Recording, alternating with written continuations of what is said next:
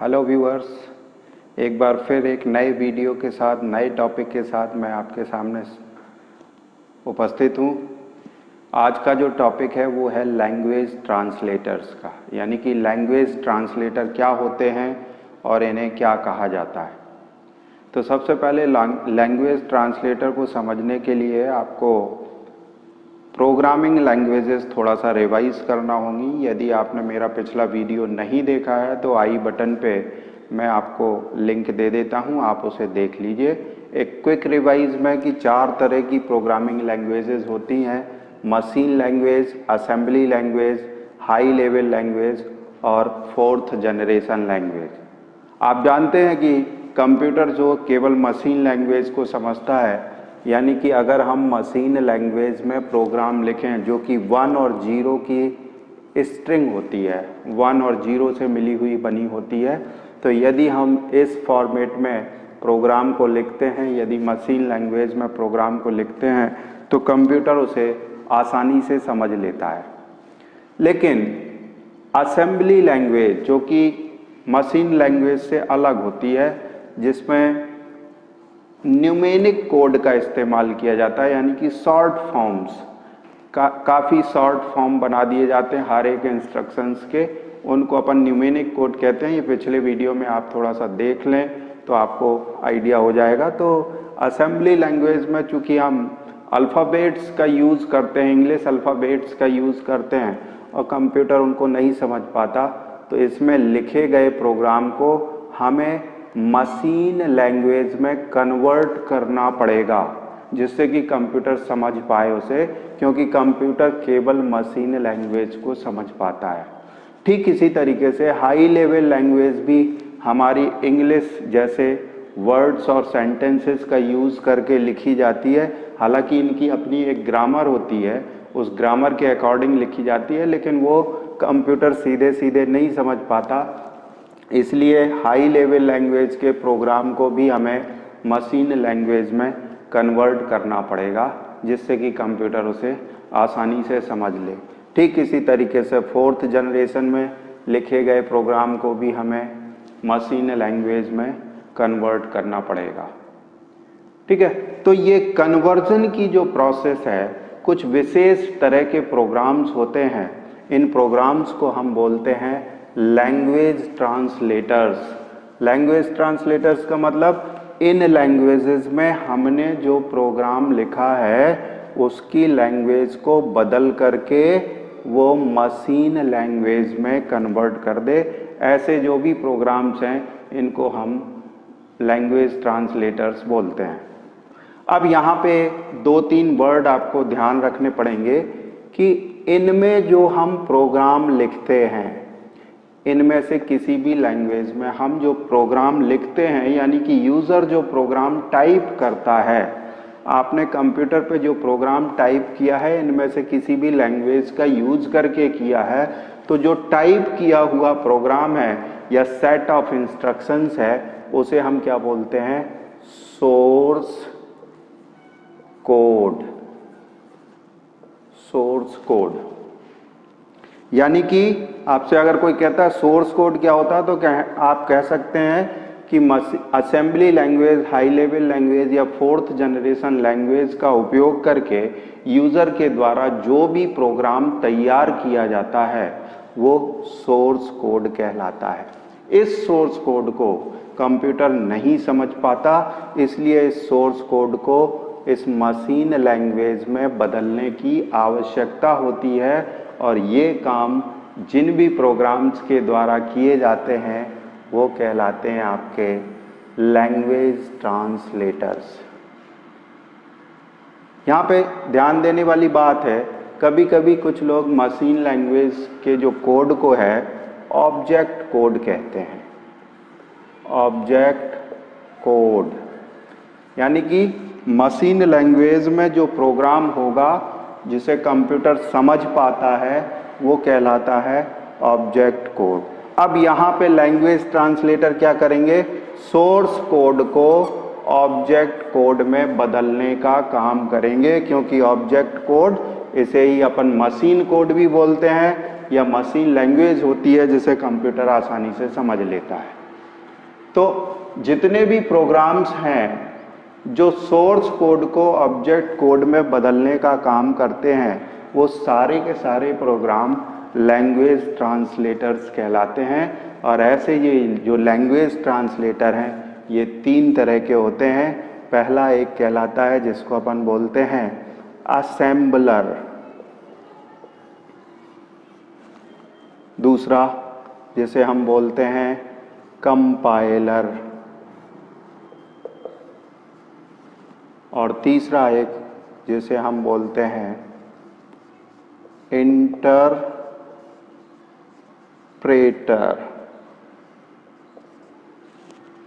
तो language translator कितने तरह के हैं? 3 तरह के, असेंबलर, कंपाइलर और तीसरा है इंटरप्रेटर। अब ये 3 तरह के हैं तो इनमें कुछ ना कुछ डिफरेंस होता होगा। क्या डिफरेंस है, आइए हम उसको देख लेते हैं। तो सबसे पहले हम असेंबलर की बात करते हैं।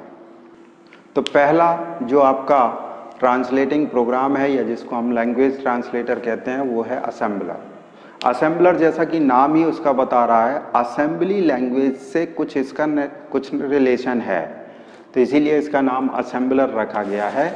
और असेंबलर का सीधा सीधा सा काम है कि जो भी प्रोग्राम असेंबली लैंग्वेज में तैयार किए जाते हैं वो न्यूमेरिक कोड्स में तैयार किए जाते हैं और कंप्यूटर उनको समझ नहीं पाता। तो कंप्यूटर उनको समझ सके इसलिए उन प्रोग्राम को हमें मशीन कोड में या ऑब्जेक्ट कोड में बदलना पड़ता है और वो काम असेंबलर के द्वारा किया जाता है। ठीक है, तो असेंबलर क्या कर रहा है, असेंबली लैंग्वेज में जो भी सोर्स कोड तैयार किया है, सोर्स कोड क्या होता है, कोई भी प्रोग्राम जो हम आपने तैयार किया है इसको हमें ऑब्जेक्ट कोड या मशीन कोड में बदलना है तो फिर हम असेंबलर का यूज करेंगे। ठीक है, तो असेंबलर एक ऐसा लैंग्वेज ट्रांसलेटर है जो असेंबली लैंग्वेज में तैयार किए गए प्रोग्राम को, असेंबली लैंग्वेज में लिखे गए सोर्स कोड को ऑब्जेक्ट कोड में या मशीन कोड में बदल देता है, जिसे फिर कंप्यूटर आसानी से समझ सकता है। ठीक है, 2 अन्य जो हमने ट्रांसलेटर्स की बात की थी उनमें एक है कंपाइलर और एक और दूसरा नाम है जिसको बोलते हैं अपन इंटरप्रेटर। ठीक है, जो दूसरे 2 लैंग्वेज ट्रांसलेटर हैं असेंबलर को छोड़ करके उनको हम कंपाइलर और दूसरे को इंटरप्रेटर के नाम से जानते हैं।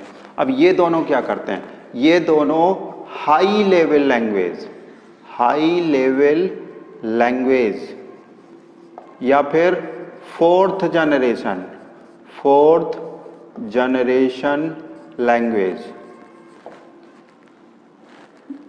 हाई लेवल लैंग्वेज या 4th जनरेशन लैंग्वेज में जो हम सोर्स कोड तैयार करते हैं या जो प्रोग्राम हम तैयार करते हैं उनको हम ऑब्जेक्ट कोड या फिर मशीन कोड में बदलने का काम इन दोनों की मदद से करते हैं। देखिए असेंबलर क्या कर रहा था, असेंबली लैंग्वेज के प्रोग्राम को कन्वर्ट कर रहा था ऑब्जेक्ट कोड में। वो हाई लेवल लैंग्वेज या 4th जनरेशन लैंग्वेज में तैयार किए गए सोर्स कोड को नहीं बदल पाता असेंबलर। अब हाई लेवल लैंग्वेज या फिर 4th जनरेशन लैंग्वेज में कोई प्रोग्राम तैयार हुआ है तो उसे कैसे बदलेंगे, उसे ऑब्जेक्ट कोड में बदलने के लिए हम कंपाइलर या फिर इंटरप्रेटर का उपयोग करेंगे। ठीक है, तो अब आपको 2 चीज़ें समझ में आ गई कि असेंबली लैंग्वेज में यदि कोई प्रोग्राम तैयार किया गया है, यदि कोई सोर्स कोड तैयार किया गया है तो फिर उस सोर्स कोड को हम कैसे बदलेंगे, असेंबलर के द्वारा। और यदि हाई लेवल लैंग्वेज या 4th जनरेशन लैंग्वेज में कोई प्रोग्राम तैयार किया गया है तो उस प्रोग्राम को हम किसकी मदद से बदलेंगे, कंपाइलर या इंटरप्रेटर की मदद से। ठीक है, अब ये दोनों चीज़ें आपको समझ में आ गई, तो अब ये चीज़ और देखना पड़ेगी कि कंपाइलर और इंटरप्रेटर में क्या अंतर है। तो आइए अब अपन देख लेते हैं कि कंपाइलर कैसे प्रोग्राम को चेंज करता है, कैसे कन्वर्ट करता है, और इंटरप्रेटर कैसे प्रोग्राम को चेंज करता है या कैसे कन्वर्ट करता है।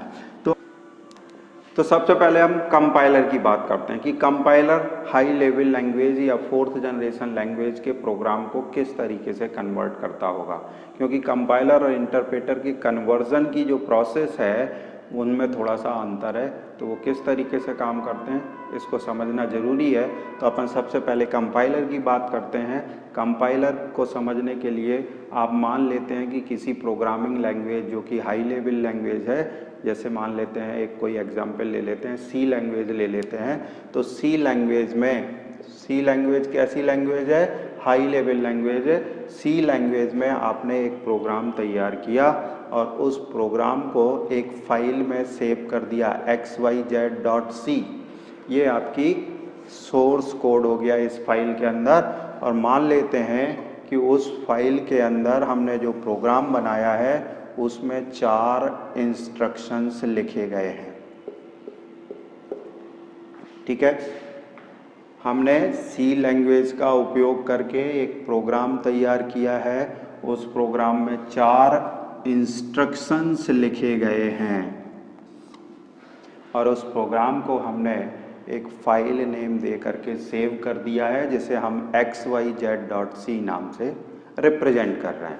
अब देखिए, ये प्रोग्राम हमने तैयार कर लिया। अब इस प्रोग्राम को जब हम कन्वर्ट करने की कोशिश करेंगे तो हम कंपाइलर का उपयोग करें। तो कंपाइलर क्या करेगा, इस प्रोग्राम के सभी स्टेटमेंट, 4 जो इंस्ट्रक्शंस लिखे हैं सभी को चेक करेगा कि इनमें कोई एरर तो नहीं है। यानी कि ये जो लाइंस लिखी गई हैं, ये प्रोग्राम्स की जो लाइन लिखी गई हैं, जो स्टेटमेंट लिखे गए हैं, वो क्या सी लैंग्वेज की ग्रामर के हिसाब से सही लिखे हैं। कंपाइलर ये सबसे पहले इस प्रोग्राम में चेक करेगा। यदि सारा का सारा प्रोग्राम यानी कि चारों की चारों लाइनें बिल्कुल सही लिखी हुई हैं ग्रामर के हिसाब से, किसकी ग्रामर के हिसाब से? सी लैंग्वेज की ग्रामर के हिसाब से, या लिखने का जो तरीका था वो बिल्कुल सही है, तो कंपाइलर इसको एक ऑब्जेक्ट कोड में कन्वर्ट कर देगा। ठीक है, तो इसकी एक दूसरी फाइल बन जाएगी जिसका नाम होगा xyz.obj, जिसको ऑब्जेक्ट कोड बोलते हैं। तो कंपाइलर क्या कर रहा है, कंपाइलर किसी भी हाई लेवल लैंग्वेज में जो प्रोग्राम तैयार किया है उस प्रोग्राम की सभी लाइनों को पहले वो चेक करता है कि वो एरर फ्री हैं या नहीं। यदि एरर फ्री है यानी कि उनमें कोई भी प्रोग्राम में गलती नहीं है, तो उस पूरे के पूरे प्रोग्राम को वो ऑब्जेक्ट कोड में बदल देता है।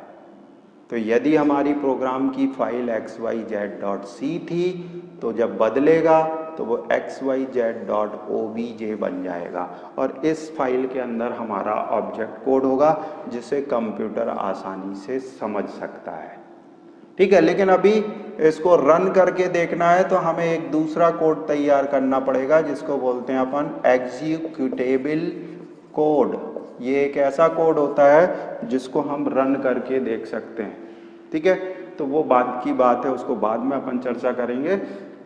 तो सीधी सी एक बात समझ में आनी चाहिए कि कंपाइलर क्या कर रहा है, जो हमारा सोर्स कोड है उसके सभी इंस्ट्रक्शंस को वो रीड कर रहा है, उसमें एरर चेक कर रहा है। यदि एरर नहीं होती हैं तो वो ऑब्जेक्ट कोड में उसको बदल देता है, जो मशीन कोड है जिसे कंप्यूटर आसानी से समझ सकता है। लेकिन क्या होगा जब यदि किसी लाइन में एरर होगी? यदि मान लेते हैं कि दूसरी लाइन में कोई मिस्टेक है, सही तरीके से नहीं लिखा गया स्टेटमेंट, ग्रामर के हिसाब से सही नहीं लिखा है, कुछ ना कुछ मिस्टेक है, तो कंपाइलर अब इसका ऑब्जेक्ट कोड नहीं बनाएगा, बल्कि वो यूज़र को बोल देगा कि आपकी इन लाइनों में मिस्टेक्स है, तो आप उस लाइन को सही करिए। ये दूसरी लाइन मिस्टेक है तो इसको आप सही कर लीजिए। तो आप अपनी ग्रामर को फॉलो करते हुए उस लाइन को सही करेंगे। सही करने के बाद फिर से कंपाइलर का उपयोग करेंगे। अब हमारा प्रोग्राम चूंकि गलत था तो हमने सही कर लिया। सही करने के बाद फिर से कंपाइलर का उपयोग किया और वो ऑब्जेक्ट कोड बन गया। तो कंपाइलर क्या कर रहा है, प्रोग्राम को तभी कन्वर्ट कर रहा है जब पूरा का पूरा प्रोग्राम एरर फ्री हो। यदि किसी भी लाइन में मिस्टेक है, किसी भी स्टेटमेंट में मिस्टेक है, किसी भी इंस्ट्रक्शन में मिस्टेक है, तो कंपाइलर उसको कन्वर्ट नहीं करेगा और वो आपको बता देगा, यूज़र को बता देगा कि इन लाइनों में मिस्टेक्स हैं, तो आप इन्हें सही करिए। और सही करने के बाद आपको कंपाइलर फिर से चलाना पड़ेगा और अब फिर से कंपाइलर उन एरर्स को चेक करेगा और यदि एरर्स नहीं होंगी तो ऑब्जेक्ट कोड आपका तैयार हो जाएगा।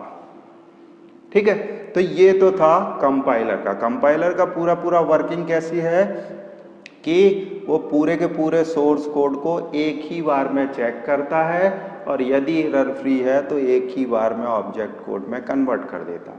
अब इंटरप्रेटर की बात करते हैं। इसका जो दूसरा ट्रांसलेटर है, कंपाइलर का काम जो कर रहा है, कंपाइलर की तरह काम जो कर रहा है, उसको अपन देखते हैं इंटरप्रेटर।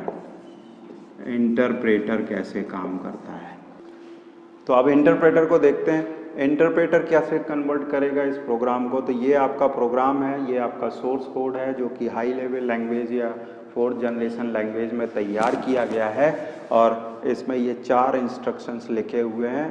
यदि हम इन पे इंटरप्रेटर का यूज़ करें जिससे कि ये मशीन कोड में कन्वर्ट हो जाए तो किस तरीके से होगा। तो इंटरप्रेटर क्या करेगा, इस प्रोग्राम के पहले स्टेटमेंट को, पहले स्टेटमेंट जो पहला इंस्ट्रक्शन लिखा है उसको चेक करेगा। यदि वो एरर फ्री है यानी कि सही लिखा हुआ है तो उसको वो ऑब्जेक्ट कोड में कन्वर्ट करेगा। बाकी लाइनों को नहीं कर रहा, बाकी स्टेटमेंट को नहीं कर रहा, अभी केवल पहले वाले स्टेटमेंट को उसने चेक किया। एरर फ्री था यानी कि उसमें कोई मिस्टेक नहीं थी, तो उसने क्या किया, ऑब्जेक्ट कोड में कन्वर्ट कर दिया और ऑब्जेक्ट कोड में कन्वर्ट करने के बाद उसको वो एग्जीक्यूट करा रहा है, यानी कि चला के दिखा रहा है। जैसा इंस्ट्रक्शन में कहा गया है, जैसा इंस्ट्रक्शन दिया गया है वैसा करके दिखा रहा है। जब ये हो जाएगा तो फिर वो दूसरे स्टेटमेंट पे आएगा और दूसरे स्टेटमेंट को चेक करेगा कि इसमें कोई एरर तो नहीं है। यदि इसमें भी कोई एरर नहीं है तो उसको भी वो ऑब्जेक्ट कोड में बदल देगा और बदलने के बाद उसको भी एग्जीक्यूट कर देगा।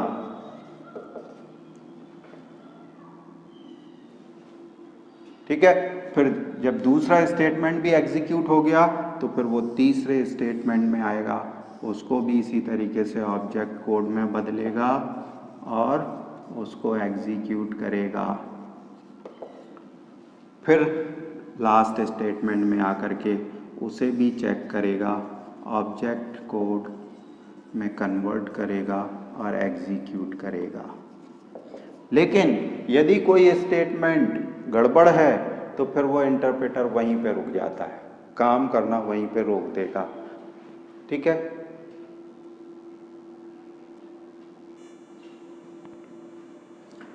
अगर कोई भी स्टेटमेंट गड़बड़ है, मान लीजिए जब वो दूसरा रीड कर रहा था दूसरा गलत निकला तो ये ऑब्जेक्ट कोड नहीं बनेगा।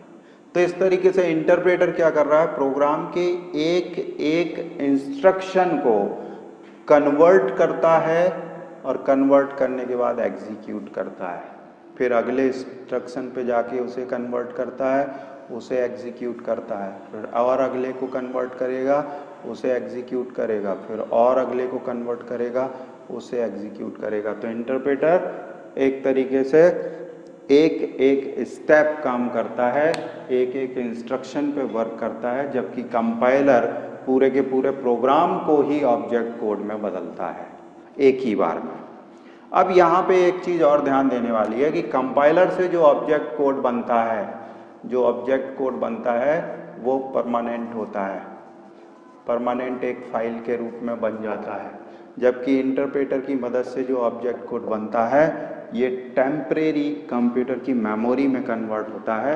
एक बार इंटरप्रेटर से काम हो गया फिर नेक्स्ट टाइम कभी भी प्रोग्राम को आपको चलाना हो और इंटरप्रेटर का उपयोग करना है तो आपको वो पूरा का पूरा प्रोसेस रिपीट होगा।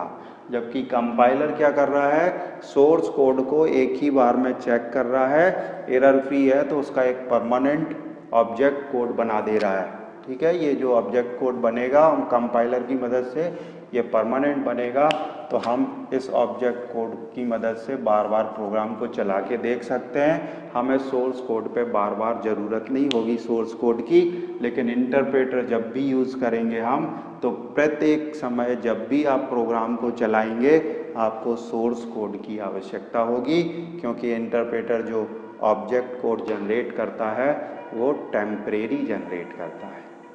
ठीक है, तो आज हमने आपको 3 चीज़ें बता दी हैं जिन्हें अपन लैंग्वेज ट्रांसलेटर कहते हैं। पहला असेंबलर, कंपाइलर और इंटरप्रेटर। तो असेंबलर असेंबली लैंग्वेज के सोर्स कोड को कंप्यूटर के मशीन कोड में कन्वर्ट करता है, जबकि कंपाइलर हाई लेवल लैंग्वेज या फिर 4th जनरेशन लैंग्वेज के सोर्स कोड को ऑब्जेक्ट कोड में कन्वर्ट करता है। ठीक इसी तरीके से इंटरप्रेटर भी हाई लेवल लैंग्वेज या 4th जनरेशन लैंग्वेज के सोर्स कोड को मशीन कोड में कन्वर्ट कर देता है। ठीक है, तो लेकिन इन दोनों में अंतर सिर्फ इतना है कि कंपाइलर पूरे के पूरे एक प्रोग्राम को एक ही बार में ऑब्जेक्ट कोड में कन्वर्ट कर देता है, और जो ऑब्जेक्ट कोड बनता है वो स्थायी होता है, इसलिए हमें बार बार सोर्स कोड की ज़रूरत नहीं होती। जबकि इंटरप्रेटर जो कन्वर्जन का काम करता है उससे जो ऑब्जेक्ट कोड बनता है वो टेम्परेरी बनता है, इसलिए हमें जब भी प्रोग्राम चलाना होगा और हम इंटरप्रेटर का उपयोग करेंगे तो हमें बार बार सोर्स कोड की आवश्यकता होगी। तो इस तरीके से कंपाइलर और इंटरप्रेटर काम तो दोनों एक ही करते हैं, लेकिन उनमें ज़रा उनकी कन्वर्जन की जो प्रोसेस है उसमें थोड़ा सा अंतर है। तो इंटरप्रेटर का उपयोग अक्सर हम तब किया करते हैं जब हम प्रोग्राम को टेस्ट कर रहे होते हैं कि हमारे प्रोग्राम में कहाँ कहाँ पे गलतियाँ हैं, तो जनरली अपन इंटरप्रेटर का यूज़ कर लेते हैं, तो उससे इमीडिएट क्या हो रहा है ये हमें दिखाई देता है। ठीक है, तो इस तरीके से मैं सोच रहा हूँ कि आपको तो समझ में आ चुका होगा असेंबलर, कंपाइलर और इंटरप्रेटर। यदि आपको ये वीडियो अच्छा लगा है तो आप वीडियो को लाइक करें, दोस्तों के बीच शेयर करें जो कंप्यूटर से रिलेटेड हैं। सब्सक्राइब बटन के द्वारा आप चैनल को सब्सक्राइब कर लें, और कमेंट के द्वारा आप अपनी राय ज़रूर दें, जिससे मुझे पता चल सके कि मेरे वीडियोस आपको कितने अच्छे लग पा रहे हैं।